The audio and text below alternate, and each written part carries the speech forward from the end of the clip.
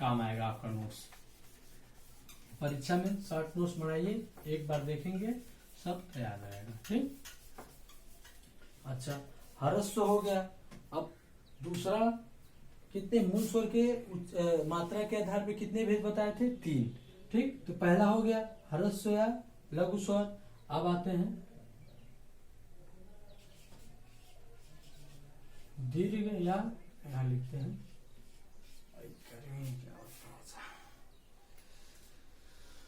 दीर्घ को क्या कहते हैं? गुरु। ठीक है, गुरु, वहां लघु गुरु आता है, गुरु। ठीक, स्वर।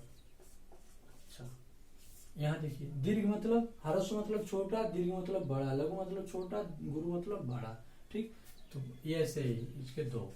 तो यहाँ लिखेंगे, यहाँ इसका परिभाषा क्या होगा? जिन वर्णों के उच्चारण में ह्रस्व स्वर का दुगुना समय लगे, इसमें कम लगता था, इसी का दुगुना लगे। ठीक, या फिर जिन वर्णों के उच्चारण में लघु स्वर के समय का दुगुना लगे, या फिर जिन वर्णों के उच्चारण में ह्रस्व का दुगुना समय लगे। ठीक, या ऐसे भी कर सकते हैं, जिन वर्णों के उच्चारण में नहीं सॉरी, बस यही हम लोग कह देंगे कि जिन वर्णों के उच्चारण में ह्रस्व स्वर का दुगुना समय लगे, उन्हें क्या कहते हैं हम लोग? कि दीर्घ स्वर कहते हैं। या दो मात्रा हो, उसमें क्या कहते हैं? दीर्घ स्वर कहते हैं। इसके अंतर्गत कितने वर्ण आते हैं? 7। ठीक, और कौन कौन आते हैं इसके बारे में हम लोग पढ़ते हैं। जैसे कहते हैं ना बड़ा, तो बड़ा है ना, दीर्घ मतलब बड़ा, बड़ा मतलब आ, फिर ई, फिर ऊ, फिर ए, फिर ए, फिर ओ, फिर औ। कितने हो गए? 3, 3, 6, 1, 7। कितने वर्ण हो गए? 7। अच्छा, इन वर्णों का मात्रा कैसे होता है? ऐसे, ये औ की मात्रा है, ई का, ये बड़ी ई है ना, तो ये ऐसे इधर से लगता है। ठीक है, ऊ इधर से लगता है, ए एक मात्रा, दो मात्रा, ओ ऐसे, औ।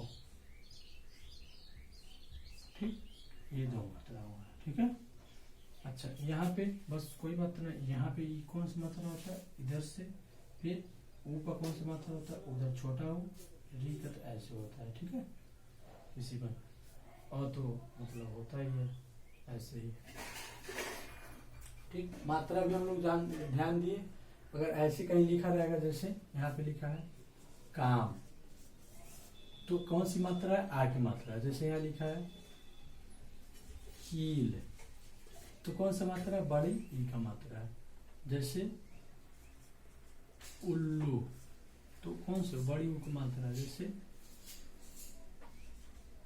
मेवा, तो कौन सा मात्रा है? यहाँ ए की मात्रा है। जैसे रैना, ठीक, कौन सी मात्रा? ए की मात्रा है। जैसे ओखली, तो क्या होता है? औ की मात्रा होता है ना। फिर औरत क्या होता है? औ की मात्रा होता है ना। ठीक, यहाँ पे अब स्वरों के, मूल स्वरों के भेद में 3 पाठ हम लोग पढ़ लिए हैं। ठीक है, 2 पाठ पढ़ लिए हैं, 1 पाठ और पढ़ रहे हैं हम लोग। कौन सा? लाइट चली गई है ना। प्लुप्त स्वर कौन सा होता है? तीसरा प्लुप्त स्वर, प्लुप्त स्वर होता है। कौन सा स्वर होता है? प्लुप्त स्वर। अच्छा, इनका परिभाषा क्या हो जाएगा? कि जिन वर्णों के उच्चारण में ह्रस्व का 3 गुना या दीर्घ का 2 गुना या फिर सबसे अधिक समय लगे। जिन वर्णों के उच्चारण में सबसे अधिक समय लगे या फिर ह्रस्व का 3 गुना समय लगे, उसे क्या कहते हैं? हम प्लुप्त स्वर कहते हैं। इसके अंतर्गत कौन कौन से स्वर आते हैं, बस यही जानते हैं। जैसे ओ बोलते ना, या फिर ऐसे होता है, या फिर किसी वस्तु को या फिर किसी व्यक्ति को हम दूर से बुलाते हैं तो कहते हैं ओ, तो ह्रस्व मतलब अ बोले अ, थोड़ा बोले आ बोले आ। ह्रस्व का 2 गुना लगा, लेकिन ह्रस्व का 3 गुना कैसे लगा? ओ, 3 गुना समय लगा ना। किसी दूर व्यक्ति को बुलाने के लिए प्लुप्त स्वर का प्रयोग करते हैं। ठीक है, जैसे हे भैया, फिर बोलते हैं ना, ऐसे क्या होते हैं, किसी को पुकारने या नाटक में या संवादों में इसका प्रयोग किया जाता है। किसका प्रयोग किया जाता है? पुल्लुत स्वर का प्रयोग किया जाता है। ठीक है। अच्छा, हम लोग पढ़ लिए मात्रा, उच्चारण, काल और समय के आधार पे मूल स्वरों के 3 भेद होते हैं। ठीक है। पहला हरस, दूसरा दीर्घ, तीसरा प्लुत। ठीक। अब हम किसके आधार पर पढ़ेंगे? अब हम लोग पढ़ेंगे जीव के प्रयोग के आधार पर। किसके आधार पे? दूसरा हम लोग पढ़ेंगे जीव के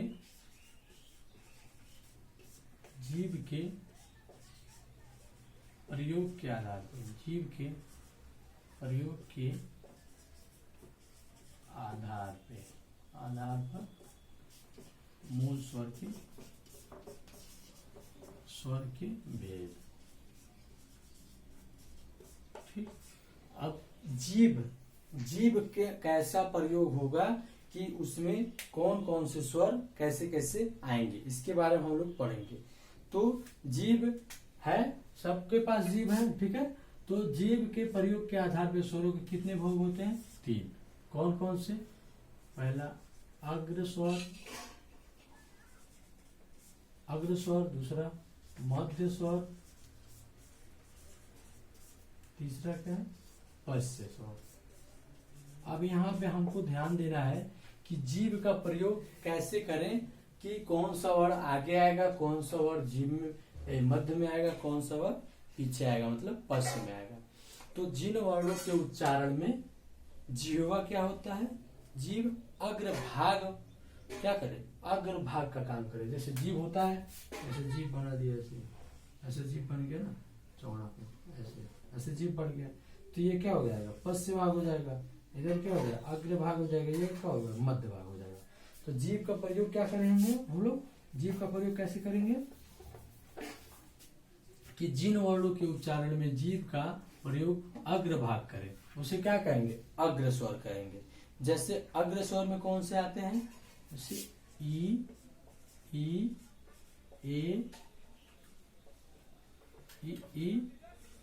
ए, ऐ।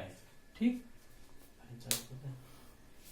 अग्र स्वर में कौन कौन से वर्ड आते हैं? ई, ए,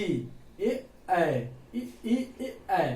तो जीव का प्रयोग आप लोग भी करिए। ई, ए। तो जीव क्या है? आगे ही वाला भाग क्या हो रहा है? काम कर रहा है। तो इसे क्या कहेंगे? अग्रभाग। इसको याद करने की जरूरत नहीं है, बस यहाँ जब भी आएगा तो अगर आ गया जीव के प्रयोग के आधार पे स्वरों को कितने भेद होते हैं, तो किसी का 3 ही पार्ट होता है, अग्र, पश्य और मध्य। तो जीव का भी 3 पार्ट होगा, अग्र, पश्य और मध्य। तो आगे से जब बोलेंगे जीव का प्रयोग जब अग्र भाग करेगा तो उसे क्या कहेंगे? अग्र स्वर। जैसे ई, ए। आप खुद बोल के देख लीजिए, अगर हम झूठ बोल रहे हैं तो, या फिर हम गलत बता रहे हैं तो देखिए ई, ए। जीव का अगला भाग आपके प्रयोग में आ रहा है तो क्या हो जाएगा? अग्र स्वर हो जाएगा। अच्छा, अब मध्य स्वर के बारे में हम लोग पढ़ते हैं। तो मध्य स्वर किसे कहते हैं? मध्य स्वर जीव का मध्य वाला भाग प्रयोग में आएगा तो उसे मध्य स्वर कहेंगे। मध्य स्वर के अंतर्गत कौन से वर्ण आते हैं? अ। कौन सा वर्ण आते हैं? अ। ठीक है। अच्छा, आ गया। अब बोलिए अ। तो जीव के बीच वाला जो पार्ट है वो काम में आ रहा है। ठीक है। अच्छा, अब पश्य वाला भाग पढ़ते हैं। तो अगर आपको ये दोनों याद है तो आप पश्य वाला भाग तो निकाल ही लेंगे, लेकिन हम लोग एक तरह से देख भी लेते हैं इसके हिसाब से। पश्य मतलब पीछे स्वर, पीछे वाला स्वर। अब किसके आधार पे? जीव के आधार पे। तो जीव का पिछला भाग कौन से वर्ड बोलेंगे, कौन सा स्वर बोलेंगे, तो हमका उसके प्रयोग में आएगा। तो इसके बारे में हम लोग देखते हैं कि आप बोलिए अ तो हो गया है, ई हो गया है, तो इधर शुरू से चलते हैं। तो अ हो गया तो आ बचा, आ लिखते हैं। तो आ बोलिए आ, जीव का पिछला ऐसे काम में आ रहा है आ। ठीक। फिर आ के बाद आ हो गया, ई हो गया। अच्छा, ऊ पीछे आ रहा है ना, ऊ। ठीक। ऊ आ गया। अब बोलिए ओ। क्या बोलिए?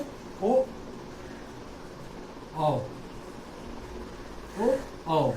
आया कि नहीं आया? ओ। ठीक। और एक और आता है जो ऐसे ऑक्सीजन वाले में आ लिखते हैं, जिसे ऑक्सीजन लिखते हैं ना, आ चंद्रबिंदु वाला, इसमें चंद्रबिंदु नहीं रहेगा, बस वो ऐसे ही रहेगा। ठीक है। अच्छा, किसके आधार, जीव के प्रयोग के आधार पे मूल स्वर के कितने भेद होते हैं, 3, अग्र, पश्च और मध्य। अग्र वर्ग में कौन से आते हैं, इ, ए, मध्य में कौन से आते हैं, अ, पश्च में कौन आता है, आ, उ, ओ, औ, फिर एक और आता है। ठीक है, अच्छा 2 हो गए। अब हम लोग पढ़ते हैं मुख द्वार या मुख विवर। मुख द्वार, यहाँ देखिएगा शब्दों को समझिएगा। ठीक है, मुख द्वार या मुख विवर, विवर को ही बोलते हैं। ठीक है, विवर को ही क्या बोलते हैं, द्वार ही बोलते हैं। ठीक है, के खुलने के आधार पर, मुख द्वार के खुलने के आधार पे, किसके आधार पे, खुलने के आधार पे, आधार पर स्वर के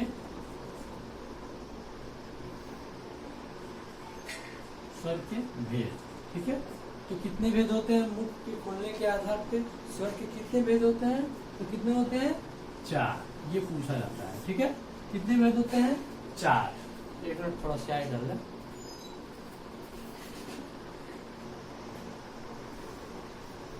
पहला क्लास है ना, तो आप लोग को थोड़ा अटपट लगेगा, अगर कंटिन्यू क्लास करेंगे तो अच्छा लगने लगेगा। बस हमको समझना है, ये नहीं देखिए कि ये इलेक्ट्रॉनिक बोर्ड नहीं है, स्याही भर रहे हैं सर जी, ये कर रहे हैं वो कर रहे हैं, इससे कोई मतलब नहीं है। हमको बस ज्ञान लेना है, ठीक है, और परफॉर्मेंस अच्छा करना है। ठीक है, ये सब नहीं याद रहेगा। अगर आप सक्सेस हो जाएंगे तो ये नहीं याद रहेगा कि हम इलेक्ट्रॉनिक पे पढ़ रहे थे कि हाथ से लिखने वाले पे पढ़ रहे थे। ठीक है, तो इससे कोई मतलब नहीं है। ठीक, अच्छा हम लोग क्या पढ़ रहे थे, मुख द्वार या मुख विवर के खुलने के आधार पे। तो मुख विवर ही मुख द्वार होता है। ठीक है, अच्छा उसके खुलने के आधार पे, तो मुख आपका किस तरह से स्वर बोलेंगे, कि कौन सा स्वर बोलेंगे, कि मुख किस तरह खुलेगा, उसके बारे में हमको पढ़ना है। पहले हमको यहाँ समझना है कि मुख कैसे खुलेगा, उसके आधार पे स्वर को कितने भागों में बांटा गया है। तो कितने भागों में बांटा गया है, तो 4 भागों में बांटा गया है। तो पहला कौन सा भाग है, विवृत।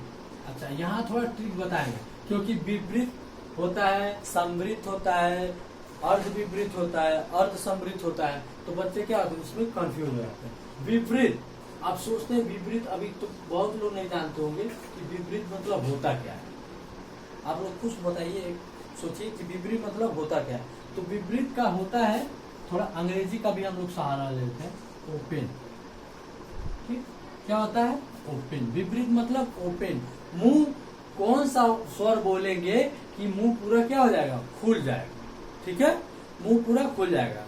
तो कोई ऐसा स्वर बोलिए जो मुंह पूरा क्या हो, ओपन होता है। तो जिन स्वरों के उच्चारण में मुख द्वार क्या हो जाए, पूरा खुलता है, क्या होता है, ओपन होता है, मतलब पूरा खुलता है। अरे किसी चीज को अगर हम खोलने के लिए बोलेंगे, अगर हम इस मार्कर को खोलने के लिए बोले तो आधा खोलेंगे। खोलने का मतलब क्या होता है, पूरा खोल दे। ठीक, तो क्या हो जाएगा कि विपरीत मतलब ओपन। तो जिन स्वरों पे या जिन वर्णों के उच्चारण में, हम स्वर पढ़ ही रहे हैं, तो जिन वर्णों के उच्चारण में मुख द्वार पूरा खुलता है। मुख द्वार क्या होता है, पूरा खुलता है। मुख द्वार पूरा खुलता है। ठीक है, उसे क्या कहते हैं, विपरीत स्वर कहते हैं। विपरीत स्वर के अंतर्गत कौन से वर्ड आते हैं, तो सिंगल क्या आता है, सिंगल क्या आता है, आप लोग बताइए, सिंगल क्या आता है, आ। आप खुद बोलिए, आ। ओ बोलिए, ओ पूरा खुला नहीं, लेकिन आ बोलिए, आ पूरा खुला कि नहीं खुला। ठीक, ई बोलिए, ई, उ, ए, औ, औ, अ, तो पूरा नहीं खुला है, लेकिन क्या हो रहा है, ये पूरा खुल रहा है।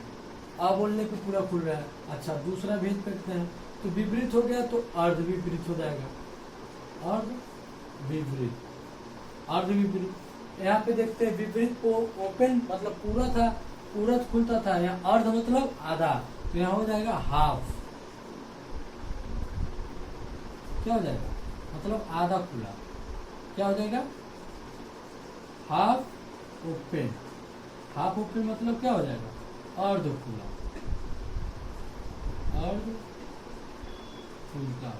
तो जिन वर्णों के उच्चारण में मुख द्वार क्या हो, आधा खुलता हो, जिन वर्णों के उच्चारण में मुख द्वार क्या होता है, आधा खुलता हो, उन्हें क्या कहते हैं, अर्ध विपरीत कहते हैं। तो अर्ध विपरीत के अंतर्गत कौन से वर्ड आते हैं, देखिए, ओ बोलिए, ओ बोलने पे क्या हो रहा है कि आधा खुला है, लेकिन यहाँ आ बोलने पे पूरा खुला है, तो आ क्या हो जाएगा विपरीत, और अ क्या हो जाएगा अर्ध विपरीत। ठीक है। अच्छा, इसके बाद क्या आ जाएगा ए, फिर ओ। ये क्या हो रहा है, अर्ध खुला है, आप खुद बोल के देखिए, ए ओ हो जाएगा, ओ ए ओ, और एक जो वहां लास्ट में लिखे थे ना आ ऐसे करके, ठीक, ओ आ ऐसे रहता है बस। ठीक है। अच्छा, विपरीत हो गया, अर्ध विपरीत हो गया। अब हम लोग क्या पढ़ेंगे, समृद्ध, समृद्ध। ठीक है।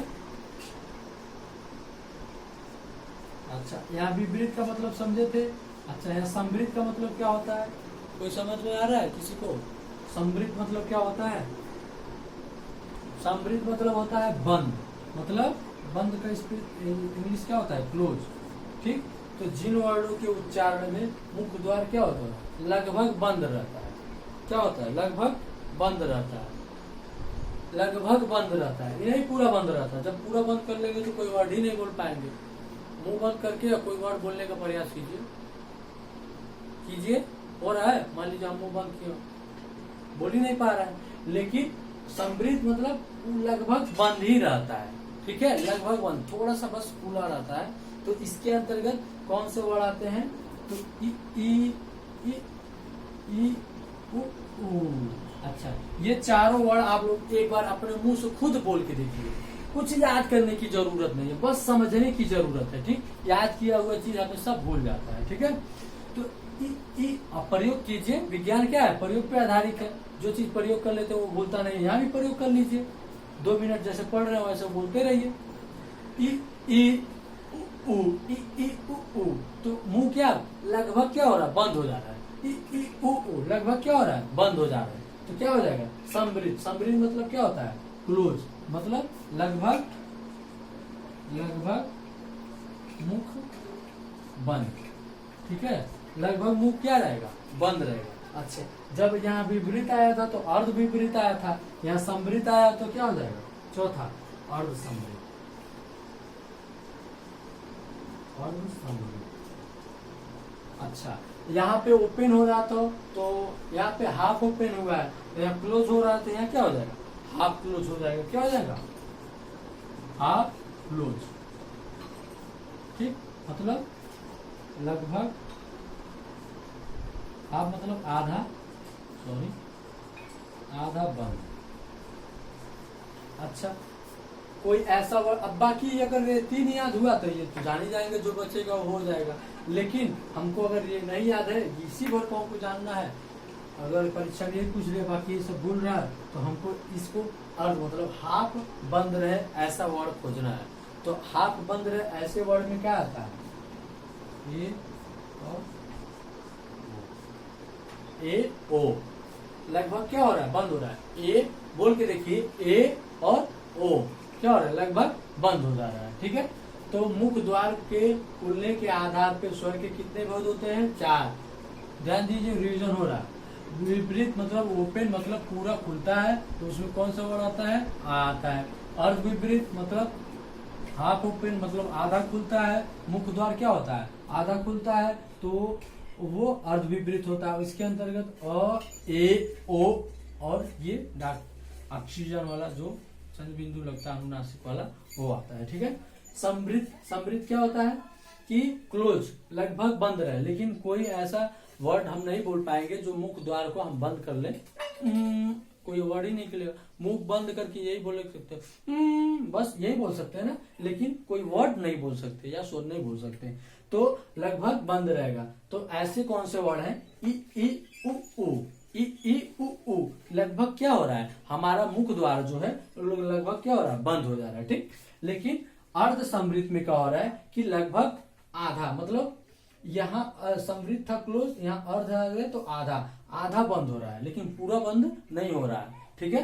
तो ये क्या, ए ओ, मुख द्वार देखना हमको, मुख द्वार ए और ओ। और फिर अगला टॉपिक पढ़ेंगे, सॉरी अगला पॉइंट पढ़ेंगे। अब अगला पॉइंट पढ़ रहे हैं क्या, ओठों के स्थिति के आधार पे मूल स्वर के भेद। तो ओठों की स्थिति पहले हम लोग क्या पढ़े थे, कि उच्चारण के आधार पे, पढ़ने के बाद क्या पढ़े, जीभ के आधार पे, जीभ के आधार पे पढ़ने क्या है, मुख द्वार के आधार पे। अब मुख द्वार के पढ़ने के बाद क्या पढ़ रहे हैं, ओठ की स्थिति के आधार पे। तो ओठ की स्थिति के आधार पे मूल स्वर के कितने भेद होते हैं, तो 2 भेद होते हैं। कितने भेद होते हैं, 2 भेद होते हैं। कौन, एक होता है अवृत्तमुखी, दूसरा होता है वृत्तमुखी। ठीक है। तो वृत्तमुखी का मतलब हम लोग पढ़ते हैं, पहला इसमें पढ़ते हैं अवृत्तमुखी। अवृत्तमुखी का मतलब क्या होता है, गोला। वृत्तमुखी पहले जानेंगे। वृत्तमुखी मतलब क्या होता है, गोलाकार। ठीक, तो ये अगोलाकार हो जाएगा, मतलब गोलाकार न हो। ठीक, गोलाकार न हो। जैसे कि जिन स्वरों का उच्चारण करते समय ओठ क्या हो, गोलाकार न हो, उसे क्या कहेंगे, अवृत्तमुखी। बस यहीं से ध्यान देना है, हमको ये सब चीज याद ही नहीं करना है, क्योंकि हमको कंपटीशन का एग्जाम देना है, वहां बहुविकल्पी वाले क्वेश्चन रहते हैं। बस कंफ्यूजन को दूर करना है, तो कंफ्यूजन का दूर हमको शब्दों से हो जाएगा कि अवृत्तमुखी। वृत्त मतलब होता है गोला, ठीक, वृत्त मतलब ऐसे होता है, ठीक, और ये गोला। मुख मतलब मुख, तो मुख हमारा गोला, लग गया तो अ का मतलब होता है नकारात्मक आ जाएगा। तो वृत्तमुखी मतलब गोलाकार न हो। तो जिन वर्णों के उच्चारण करते समय हमारा ओठ, या कुछ लिखा है, बस यही से देखो, जिन वर्णों का उच्चारण करते समय हमारा ओठ गोलाकार न हो, उसे अवृत्तमुखी वर्ण कहते हैं। और अवृत्तमुखी के अंतर्गत वो कौन कौन से वर्ण आते हैं, जैसे देखते हैं, अ, आ, ई, ए, ऐ। ठीक, ए, ऐ। एक मिनट, क्या हमको अवृत्त ना, तो अवृत्त मतलब गोलाकार न हो। तो ठीक, ऐसा वर्ड हम लोग पढ़े कि जो गोलाकार न हो, ओठ गोलाकार न हो। ठीक है, तो अ, आ, ई, ए, क्या है, गोलाकार न है, तो ये अवृत्तमुखी हो जाए। दूसरा क्या है, वृत्तमुखी। वृत्तमुखी में गोलाकार हो, ठीक है, गोलाकार हो। तो जिन वर्णों के उच्चारण करते समय ओठ की आकृति क्या हो, गोलाकार हो, उसे वृत्तमुखी वर्ण कहते हैं। उसे क्या कहते हैं, वृत्तमुखी वर्ण कहते हैं। अच्छा, इनमें जो वर्ण नहीं बचेगा वही हो जाएगा वृत्तमुखी। या फिर हम प्रयोग कर लेते हैं, प्रयोग करते हैं, जैसे हो जाएगा इसमें उ बोलिए, उ और ओ, क्या हो जाएगा, ओ।